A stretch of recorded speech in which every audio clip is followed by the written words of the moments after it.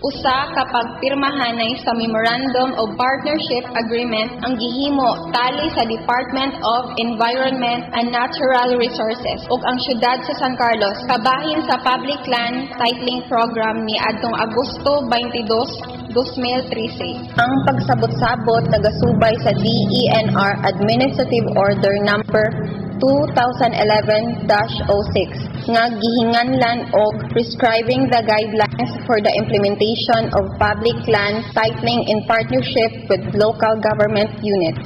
Ang administrative order kabahin sa pagpatuman sa hingpit nga kasiguruhan sa paghatag og titulo sa mga alienable and disposable lands sa syudad. Dugang pa, ang maong programa nagpunting sa paghupay sa kakabus pinaagi sa pag-uswag sa security of land tenure ug economic growth sustenance. Pinaagi sa pag-amuma og arang nga land market sa urban ug rural nga mga lugar. Kung kahinumduman, nagpahigayon og pagsabot-sabot sa Barangay Guadalupe, Barangay Sais ug Barangay San Juan sa isla sa Sipaway, tali sa mga lumulupyo ug mga representant sa mga piling buhatan sa syudad aron ipasabot ang tungong sa Public Land Titling Program.